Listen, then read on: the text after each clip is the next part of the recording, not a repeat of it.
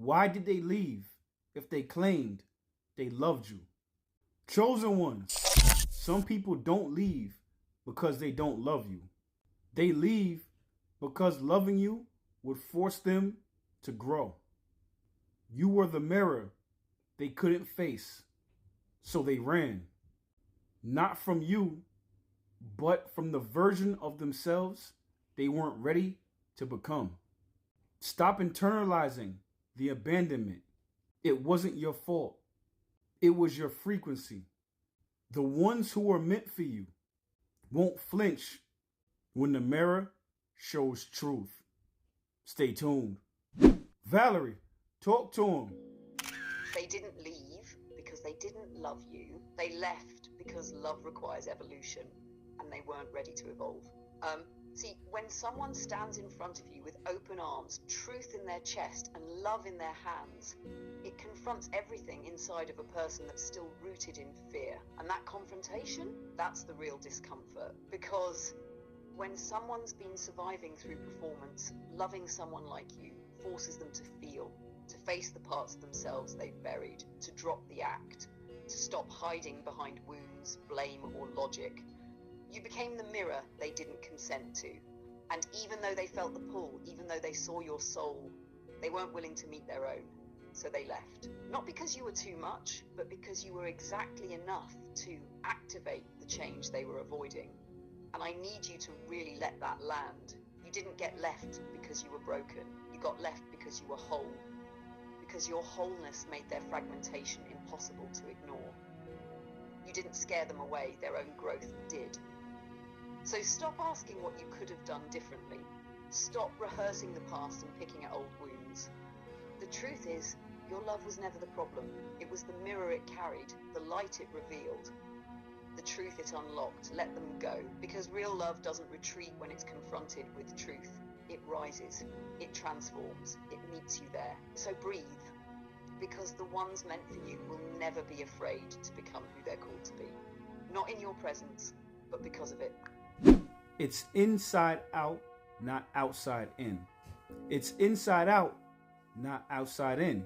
So you see, chosen ones, long ago you made a promise to yourself. You wanted to find a love that was the opposite and the antithesis of what you experienced as a child. So you crafted yourself. You decided to work on yourself. You worked on yourself from the inside out, not the outside in. You decided that you wanted to craft and you wanted to mold yourself in the image of what you wanted and what you needed as a child. Most people don't do that. I don't know if you realize how unique and special you are. I don't think you realize how different you are from the average person, chosen one. So I say that to say is that most people, what they do is they run from the pain. They run from their wounds. They run from what they wanted because it's too painful to actually get what they want. Because in order for you to get what you want, you had to confront what you didn't have. You had to confront all of your core wounds. You had to confront all the times you neglected in order to say, you know what? I want this and I want something. I need something that I didn't receive. So they didn't run from you. They ran from the pain. They ran from the fact that in order for them to love you, they had to acknowledge what they didn't have. They had to acknowledge what they were lacking. Valerie, talk to him. They didn't run from your love, baby. They ran from the mirror that your love became. You see, real love, soul-aligned love, it doesn't just comfort, it confronts. It doesn't just feel good, it feels real. And the truth is, when you built yourself from the inside out, you stopped being easy to digest for people who only live on the surface. You became medicine. And medicine don't always taste sweet. You didn't just want love, you became it. You chose to break generational silence. You chose to hold your inner child instead of abandoning them. You chose to feel the ache instead of numbing it. And that kind of self-work, that kind of truth, it exposes the ones who've never dared to face themselves. So when they saw you, they didn't see too much. They saw everything they've been running from. Your presence whispered, I know you're hurting. Your love said, I see you. And their fear screamed, get out. Because loving you meant laying down the armor. It meant putting down the distractions. It meant getting honest. So no, they didn't run from you. They ran from what you awakened in them, from the version of themselves they're still too afraid to meet. But don't dim, don't shrink, don't perform, because one day someone will walk in, not to complete you, but to meet you at your level, in your light, with nothing to run from, because they've done the same work from the inside out. What you do most is what you do best. What you do most is what you do best. So you see, chosen one, for your whole life, what you've done is you've consistently worked on yourself. You've consistently turned yourself into the person that could receive the love that you always dreamed of. You turned yourself into a person that you needed as a child. You turned yourself into the person that can hold whatever life has in store for them. Most people do not do that. Most people, they run from the version of themselves that they need to become to actually get what they really wanted out of life. They run from happiness. They run from the discipline it takes to become the person that they would respect.